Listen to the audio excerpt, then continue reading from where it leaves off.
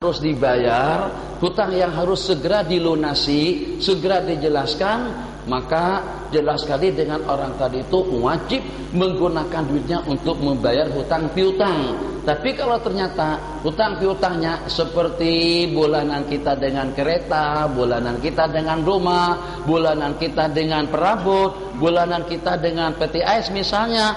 Jadi kalau untuk bulan ini sudah kita bayar, untuk bulan yang akan datang nanti baru kita jelaskan. Hutang piutang yang tidak harus segera dibayar, maka dengan duit yang ada boleh kita gunakan untuk infak, untuk derma, untuk wakaf, dan juga diantaranya untuk kita berkorban. Jadi jawabannya tidak mutlak. Kalau seandainya dengan duit tadi itu diperlukan untuk menjelaskan hutang yang sesegera mungkin harus dibayar, maka dia tidak dibolehkan berkorban, sebab berkorban hukumnya sunnah muakkadah sahaja. Yang kedua, bismillahirrahmanirrahim. Apakah hukum membaca Al-Quran di dalam telefon atau iPad tanpa kita tidak mempunyai guru?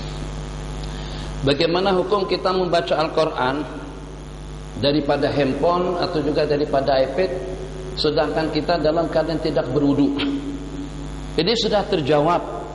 Ulama mengatakan yang kalau pada saat dengan papan tulis, kita dulu guna papan tulis atau papan hitam, kita tulis ayat-ayat Allah Jalla wa'ala. Jadi yang pertama, kalau pada waktu kita dalam keadaan tidak bersih, pertama kita tidak boleh menyentuhnya. Yang kedua, dengan kita tidak boleh mengangkatnya, tidak boleh mengangkat. Jadi misalnya seperti dengan lembaran kertas yang ada tulisan Fatihatul Kitab, yang ada tulisan Qul huwallahu ahad dan yang seterusnya, itu tidak boleh diambil. Sementara pembahasan yang kedua atau pembicaraan yang kedua daripada fuqaha, yang kalau pada saat dengan kita masukkan Al-Quran ke dalam beg kita, yang pada saat dengan Al-Quran dicetak sekali dengan tafsir. Ulama mengatakan kalau dengan tafsirnya lebih banyak daripada Al-Quran, maka dengan kita boleh mengangkatnya, asalkan dengan kita tidak menyentuh tulisannya. Tangan kita tidak tersentuh pada tulisannya. Jadi dengan tulisan program Al-Quran yang ada di dalam iPad, satu daripada sekian puluh program-program yang ada di dalamnya. Jadi itu lebih kurangnya seperti dengan kita mengangkat bag, yang di dalam bag tadi itu ada baju, ada celana, ada keperluan-keperluan yang kita perlukan, dokumen itu dan ini, dan juga sekaligus ada satu biji Al-Quran di dalamnya. Tapi secara pasti, baik itu dengan timbangan keperluan kita dengan yang lain, benda-benda yang selain daripada Al-Quran itu lebih banyak, asalkan kita ikutkan Al-Quran, bukan secara bermaksud untuk mengangkat Al-Quran.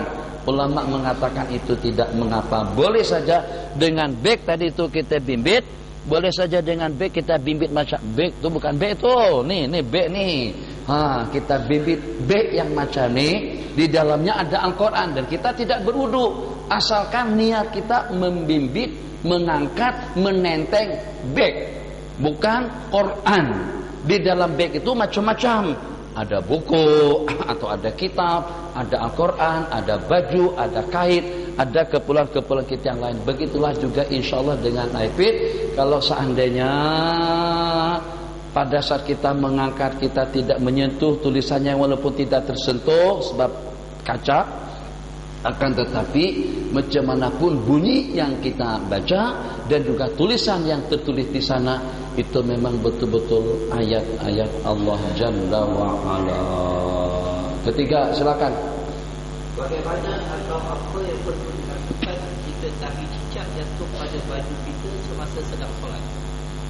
Bagaimana atau apa yang harus kita lakukan kalau pada saat dengan tahi cicak? Cicak ini kurang hasam sebenarnya. Tak tahu orang sembahyang. Sepatutnya kalau nak jatuhkan juga jatuhlah, buanglah tahi itu ke Bukit Jalil kan misalnya. Ini sasarannya kepada orang yang beribadah. Ibadah itu adalah kebaikan. Tapi cicak karena tidak berakal dan dia karena sudah lama beretikaf di masjid, akhirnya daripada dia keluar masjid batal iktikafnya, pikir dia keluarkan najisnya di dalam masjid, terjatuh kepala orang yang sembahyang. Kalau kita perasan dan kita tanggalkan seketika itu juga, sembahyang kita boleh diteruskan. Ghairil maghdubi alaihim waladdallin. Amin. Tak macam mana tadi kipas mati. Dan kita berbetulan atau berdiri di hadapan kipas yang besar kan. Tak kuat ni bunyi ni. Tak ada bunyi. Kita nak yang bunyi. Macam tu, bunyi yang macam tu. Kipas tadi tu mati. Pada masa kita masuk ke masjid, kita sebenarnya depan kipas, tapi kipasnya mati. Di tengah-tengah sembahyang, kipas yang hak besar tadi tu hidup. Begitu hidup langsung menghembus kain kita, terbang, terbuka, tersikap macam tu. Pada masa kita pakai kain ihram. Jadi bagaimana dengan aurat kita yang terbuka pada waktu kita sembahyang? Kata ulama, kalau terbang memang tidak boleh dikejar lah. Nak kejar ke mana? Jadi kain tadi itu dah terbuka dah. Kalau setakat terlondeh saja boleh ditarik dan juga boleh dibetulkan. Kalau setakat tersingkap saja boleh dikemaskan. Jadi kalau kita tutup aurat kita secepatnya, sembahyang kita teruskan, tidak membatalkan sembahyang kita. Macam itu juga kalau kita perasan jatuhnya ke atas sorban sunnah saja kita tanggalkan. Dijatuhnya ke atas burdah kita, selendang kita, truk jatuh sini. Pada masa saat perasan, pada saat dia jatuh perasaan itu adalah najis, saya langsung tanggalkan semacam itu, sembahyang boleh saya teruskan. Tapi kalau di baju, macam mana cara kita menanggalkannya? Kebetulan setakat pakai baju kamis saja, tak pakai celana dalam. Kalau kita keluarkan macam tu, teratasi masalah najis, tapi aurat pula kelihatan. Okeylah, tidak batal karena najis, tapi batal karena auratnya kelihatan. Jadi macam mana? Kalau jubah mungkin mudah kita tanggalkan, dan itu pun memerlukan pergerakan yang banyak. Syaratnya harus kita tanggalkan secepat mungkin. Kalau tak boleh ditanggalkan secepatnya, sembahyang kita batal dan wajib kita ulang kembali.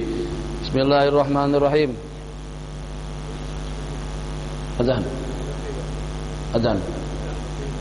Azan dulu.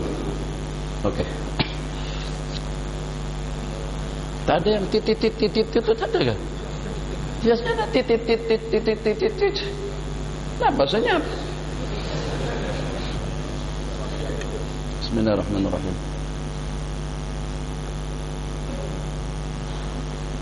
Allah.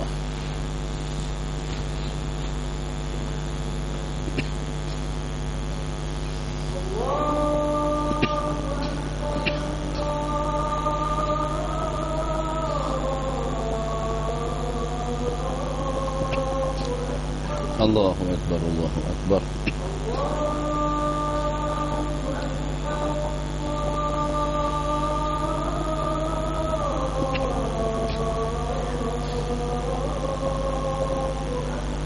Allahu Akbar, Allahu Akbar.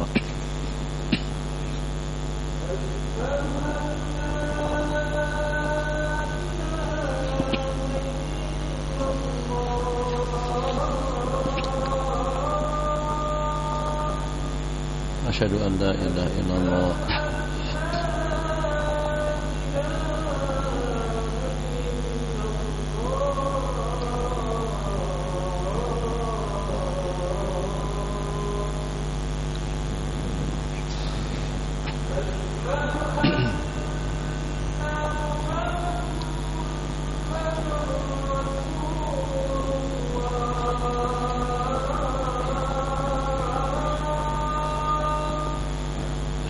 Muhammad Rasulullah sallallahu alaihi wasallam.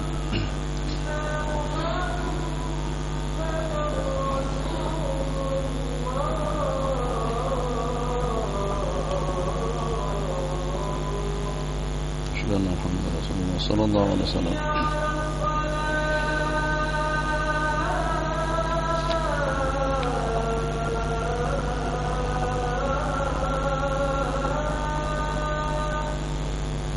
La haula wala quwwata illa billahil aliyyil azim.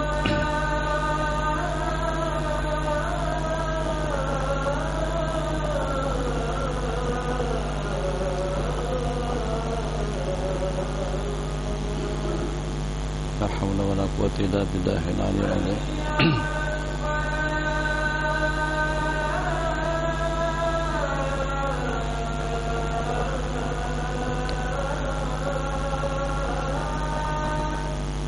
لا حول ولا قوة إلا بالله.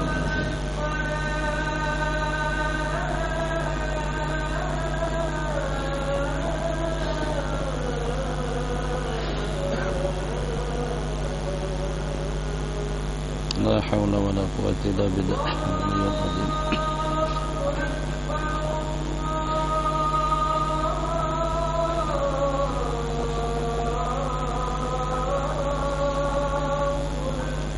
الله أكبر الله أكبر.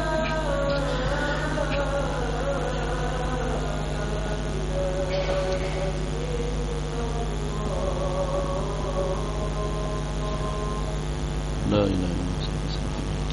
اللهم رب هذه الدعوة التامة والصلاة القائمة آتي سيدنا محمدا الوسيلة والفضيلة والدرجة العالية الرفيعة وابعث مقاما محمودا الذي وعدته إنك لا تخلف الميعاد. اللهم صل على محمد يا رب صل عليه وسلم. اللهم صل على محمد يا رب صل عليه وسلم. إن قيل زرتم بما رجعتم إن قيل زرتم بما رجعتم يا أكرم الخلق ما نقول. اللهم صل على محمد يا رب صل عليه وسلم. اللهم صل على محمد يا رب صل عليه وسلم. قولوا رجعنا بكل خير قولوا رجعنا بكل خير واجتمع الفرق والأصول. اللهم صل على محمد يا رب صل عليه وسلم. اللهم صل على محمد يا رب صل عليه وسلم. Silakan. Bismillahirrahmanirrahim.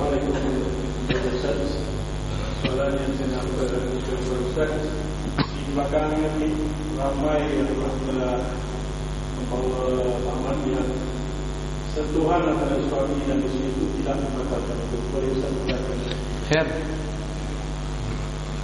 Jadi pertanyaan yang ditanyakan tentang persentuhan antara dua kulit. Dulu-dulu sejak berabad-abad lamanya, sejak Islam sampai ke negara kita Nusantara, dibawa oleh Wali Songo ke Indonesia dan juga dibawa oleh beberapa para habaib daripada Yaman ke negara kita, yang pada saat itu dengan kita paham apabila berlaku persentuhan antara dua kulit laki-laki dan perempuan yang tidak ada hubungan mahram, itu akan membatalkan wudu mereka kedua-duanya. Tidak ada perbedaan antara lamis dengan malmus, antara yang disentuh dengan yang menyentuh, dan tidak ada perbedaan disentuh atau menyentuh secara sengaja atau juga tidak disengaja. Tidak ada perbedaan hukum, dan itu pun dapat sejumlah sekian daripada para sahabat Nabi saat ketika mereka menafsirkan firman Allah yang berbunyi aula mastumun nisa, atau pada saat dengan kalian menyentuh kaum perempuan. Maksudnya yang kita sentuh bukan anak, bukan ibu, bukan kakak, bukan adik, tidak ada hubungan mahram. Bahasa kurang lebihnya pertemuan antara dua kulit insan yang tidak ada hubungan mahram, itu akan membatalkan wudu mereka kedua-duanya. Nah, itu yang kita baca di dalam kitab kita pergi, dan itu yang terekam dan juga yang tersemat dalam kehidupan kita sehari-hari. Ternyata setelah beberapa waktu ke depan, sebenarnya bukan masalah baru yang dengan kita dipahamkan. Ada pendapat daripada ulama, sebenarnya bukan pendapat kebanyakan ulama mengatakan persentuhan antara dua kulit itu tidak membatalkan wudu. Baik pasangan dua laki istri, kita dengan wanita orang lain, atau dengan sesiapa saja tidak ada hubungan mahram, baik secara disengaja ataupun juga secara tidak disengaja, tetap kedua-duanya tidak batal. Pendapat yang kedua ini mempunyai 2 atau 3 landasan hukum. Di antaranya baginda Nabi SAW qabbala ihda zaujatihi summa qama yusalli wa lam yatawadda. Sesungguhnya baginda Rasulullah SAW mencium salah seorang daripada istri beliau, kemudian Nabi kita bangkit berdiri melaksanakan sembahyang tanpa mengambil air wudu. Jelas tak hadis itu? Jelas. Kalau seandainya batal, tentu Nabi kita akan berwudu. Kalau seandainya batal, tentu Nabi kita tidak akan langsung sembahyang. Ini daripada hadis yang diriwayatkan. Yang meriwayatkan pula ternyata bukan sahabat laki-laki, yang meriwayatkan Sayyidatuna Aisyah. Bahkan kata Sayyidina Abu Hurairah radhiyallahu taala anhu, la'allaha anti, mungkin saja perempuan atau istri yang Nabi kita cium itu adalah Sayyidatuna Aisyah sendiri. Beliau pun senyum, berarti betul Nabi kita cium Sayyidatuna Aisyah sebelum beliau sembahyang. Terus Nabi kita sembahyang tanpa mengambil air wudu. Di malam hari raba sana raba sini, cari sana cari sini. Kenapa?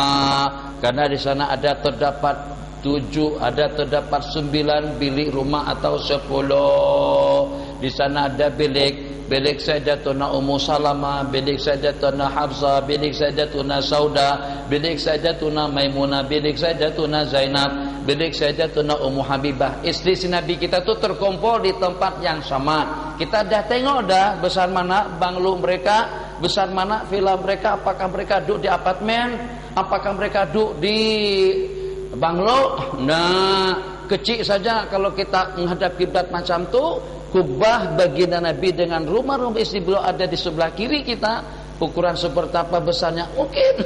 Mungkin 3x4 ukuran satu bilik yang ditempati oleh salah seorang daripada ummatil mukminin. Jadi pada malam hari itu Sayyidatuna Aisyah raba. Kenapa diraba?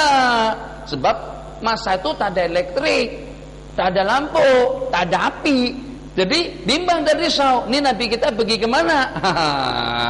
Jangan-jangan ke sebelah situ kah, ke sebelah sini kah? Istri kan ramai, ada 9. Raba. Terpegang, tersentuh telapak kaki Nabi kita yang sedang sujud. Tersentuh telapak Nabi kita yang sedang sujud. Jadi pada saat itu Nabi kita membaca subhanaka la uhsi sana'an alaik anta kama asnaita ala nafsik sajada wajhi lilladzi khalaqahu wa sawwarahu wa syaqqa sam'ahu wa basarahu, dan seterusnya. Jadi kata ulama, zahir daripada hadis tadi itu, pada saat telapak tangan Sayyidatuna Aisyah menyentuh telapak kaki baginda Nabi, ini pasangan 2 laki istri. Kalau seandainya itu membatalkan wudu, tentu dengan baginda akan batalkan sembahyang, tentu dengan sembahyang tidak akan diteruskan. Jadi pertanyaannya, yang kita tak nak dengan kumpulan-kumpulan itu, mereka beranggapan mereka saja yang tahu hadis. Itu yang kita tak nak. Mereka beranggapan Imam Syafi'i tak pernah baca hadis itu. Mereka beranggapan ulama-ulama yang mengatakan batal itu tidak pernah jumpa hadis-hadis yang demikian. Jadi kata Imam Syafi'i, sekarang fakta nyata, sebagaimana kita lihat daripada wanita-wanita Arab Saudi, mereka pakai niqab, pakai hijab. Dan Nabi kita mencium Sayyidatuna Aisyah radhiyallahu taala anha pada saat ketika Nabi kita akan menuju masjid, atau pada saat ketika Nabi kita akan melaksanakan sembahyang. Kemungkinan ada saja kemungkinannya, mungkin pada saat Nabi kita mencium Sayyidatuna Aisyah memakai hijab atau juga memakai nikah. Berarti terhalang antara kulit dengan kulit. Kalau macam itu tak masalah. Kita cium rambut dia, kita cium belakang dia, ada baju, kita cium Nggak masalah. Yang tak boleh itu kalau saya tersentuh, sama-sama ketawa, geli, lucu, hihihi, tersentuh gigi dengan gigi, tak batal. Yang batal itu kulit dengan kulit. Gigi sentuh kulit tidak batal, tangan sentuh kepala tidak batal, kuku sentuh kuku tidak batal, gigi dengan kuku tak ada masalah. Jadi ada kemungkinan kata ulama Syafi'iyah itu terhijab dengan niqab. Yang kedua, biasanya kalau seperti di Madinah ada 2 musim, bahkan ada 4 musim. Musim semi kita sebut musim bunga, musim runtuk kita sebut dengan musim luruh, kemudian musim sejuk dan juga musim panas. Kalau musim sejuk mesti ya imam dengan seseorang sembahyang dalam selimut, imam dengan kita pakai stokin supaya kita tidak terasa sejuk. Jadi ada kemungkinan terlapik dan terhalang antara telapak tangan Sayyidatuna Aisyah dengan telapak kaki baginda Nabi. Yang macam manapun mereka tidak boleh mengatakan takwil, penafsiran, pandangan semacam itu salah, sebab benda ini kita tidak tengok. Maka menurut ulama Syafi'iyah, bukan karena mereka tidak tahu dengan hadis yang diriwayatkan, tapi masih ada kemungkinan yang kita sebutkan tadi. Jadi kita tidak menyalahkan baik pendapat yang mengatakan tidak batal atau dengan pendapat yang mengatakan batal. Pendapat yang mengatakan batal banyak ulama-ulama dan sahabat Nabi kita yang menyokong. Pendapat yang mengatakan tidak batal pun juga semacam itu. Kedua pendapat itu bagus. Yang tidak bagus, yang saling salah menyalahkan. Jadi macam mana Haji? Kan kita nak tidur dalam keadaan berwudu, kita tidur dalam keadaan sunnah. Makcik wudu, Tuan Haji pun wudu, sama-sama wudu. Pakcik dengan makcik sama-sama wudu. Saat ketika masing-masing meletakkan kepalanya di atas pembaringan dengan bismikallahumma ahya wa amut, baru saja bismikallahumma ahya wa amut, terus kita baca doa qul huwallahu ahad, qul a'udzu birabbil falaq, qul a'udzu birabbin nas, sapu muka, sapu seluruh anggota tubuh, tercentuh dengan jari tangan, ujung jari tangan istri pada saat itu. Ya Allah, udulah kalau macam itu udah. Terpaksa harus berwudu. Kenapa? Sebab kita nak tidur dalam keadaan berwudu. Wudu kita dah batal. Masya Allah, tabarakallah. Pak Haji, minum dulu. Udah keburu-buru nih, udah dekat kamar. Tak apa, tak banyak mana, minumlah ala kadarnya. Pada saat makcik bagi air teh, kopi, milo, minuman dan lain sebagainya, saat ketika menyerahkan, diambil sama Tuan Haji tadi itu, tersentuh ujung jari dengan ujung jari. Ya Allah, batal pula. Berwudu lagi. Jadi kalau macam tuh, suami istri ya imam tidur berhadapan atau sama-sama tidur bertelantang, atau juga yang namanya pasangan baru wajar-wajar saja tangan entah kemana letaknya. Lah batal kalau macam tu, berwudu lagi. Jadi kalau macam tu nak tidur kan nak wudu kan? Masalah. Jadi perlu juga kita dengan pendapat yang tadi itu, kalau dalam bab sembahyang kita ikut mazhab kita. Sentuh perempuan batal. Tapi kalau dalam bab seperti mau tidur dalam keadaan berwudu, atau pada waktu kita sedang berada di Masjidil Haram, nak keluar daripada masjid, keluar berwudu di situ sampai 3, 4 sampai 10, 20 sampai setengah jam kadang-kadang, belum tentu kita boleh patah balik masuk ke masjid. Ikut mazhab yang mengatakan asalkan tidak sengaja, asalkan pada saat kita disentuh, wudunya tidak batal. Oke, silakan. Gitu Haji terserah. Anak ambil yang mana satu, kedua-duanya betul. Oke, bagus kedua-duanya. Coba tengok makcik. Kalau seandainya hanya ikut mazhab Imam Syafi'i saja, banyak hadis-hadis Rasulullah yang tidak terlaksana. Tapi pada saat ada perbedaan pendapat, ada Salafi yang agak ekstrim, ada Wahabi yang agak kurang asam. Akhirnya maka pendapat-pendapat itu juga daripada hadis-hadis baginda Nabi yang menyokong pendapat-pendapat mereka pun juga ada orang-orang yang mengamalkan, sehingga semua hadis Nabi kita diamalkan, kita amalkan, mereka amalkan, tuntas semuanya jadi amalan umat dan tersemat dalam kehidupan umat beragama. Seterusnya kita berhenti 9 lebih sedikit. Apakah hukumnya bagi pelajar yang belajar di kawasan yang hanya 20 orang Islam melakukan salat Jumaat Pelajar ini belajar dijemput jarak ke masjid yang paling dekat lebih kurang 100 km. Bagaimana kira-kira pelajar 10 orang duduk di Jepun? Kenapa belajar di situ? Teknologi Jepun itu tak bolehkah kita pelajari misalnya di Eropa yang di kawasan tempat itu banyak orang Islam, supaya tidak menjejaskan dan juga tidak menambah sembahyang Jumat yang kita laksanakan? Tuh jawaban secara rasional. Jawaban secara hukum macam mana? Secara hukum memang mereka dalam kondisi semacam itu, kalau pada saat dengan kita duduk di sebuah lokasi, jangankan di Jepun, duduk di kawasan Alur Mengkudu, Alur Malai, Bukit Murtajam, Bukit Jalil, atau di kawasan dusun, yang di kawasan kampung tadi itu perumahan dari rumah ke rumah jauh sekali. Sebab yang macam manapun, orang asli, orang Malaysia juga, warga mungkin sebagiannya kita pernah kenal. Jadi pada saat dengan kita duduk di kawasan orang asli misalnya, sebab beli tanah di sini mahal. Mana ada rumah 1 juta di sini? Ada 1 juta tapi kecil. Sewa saja sudah 3-4 ribuan sebulan. Kalau nak rumah 300, 400 dulu, sekarang sudah 600 ke atas. Kita nak buat banglo besar 10 bilik, sebab anak 39. Jadi macam mana? Mau tidak mau terpaksa kita cari tanah yang jauh. Di mana? Tuh Kuala Selangor jauh. Toh kemana? Jauh. Muka belakang samping nyamping perumahan hanya dengan hitungan jari. Kalau dikumpul-kumpulkan pun ada dalam 40 buah rumah. 40 buah rumah itu ternyata tidak semuanya dihuni oleh laki-laki yang cukup syarat. Ada dengan sebahagiannya ibu tunggal. Yang kesimpulannya di lokasi di tempat tersebut jumlah bilangannya tidak cukup 40 orang mustautin, 40 orang mustautin. Maka dengan mereka yang ada di lokasi kampung, katakan di kampung kita di sini, yang duduk di sini ada 30 orang, tidak cukup hitungan.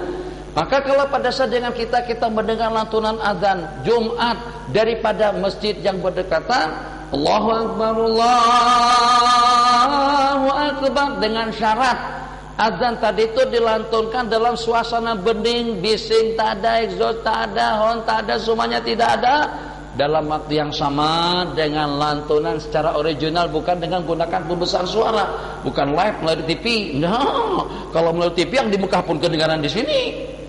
Nah, jadi kalau pada saat di kampung yang khas sebelah sana cukup jamaahnya, cukup bilangannya, wajib Jumatannya. Kalau kita di sini dengar lantunan azan daripada masjid sana, kita wajib melaksanakan salat Jumat ke situ. Tapi kalau jaraknya bukan lagi ukuran kampung 100 km, maknanya dari sini kemana? Ke Tapah, Tanjung Malim. Tanjung Malim dalam 60-an jam. Apa? Lebih kurang Tapah. Atau USG tapi 10 kali. 100 km jauh. Jadi untuk mereka tidak boleh, bukan hanya sekedar disunatkan, tidak boleh yang tidak cukup hitungan. Mana dalilnya? Saat ketika sejumlah tidak kurang daripada 120.000 orang sahabat yang bersama baginda di padang Arafah, hari Wukuf, hari Jumat. Hukum jangan dikias-kiaskan, tidak boleh secara akal-akalan. Pada saat Nabi kita di Arafat, Nabi kita bersama 120 orang sahabat dengan lantunan labbaik Allahumma labbaik, labbaik la syarika lak labbaik, sampai kepada detik kita sekarang. Kalau seandainya bertepatan dengan hari Jumat pun tetap saja di padang Arafah salat Jumat tidak dilaksanakan. Sebab syarat untuk melaksanakannya harus tempat permukiman, ada penduduk yang bermustafa.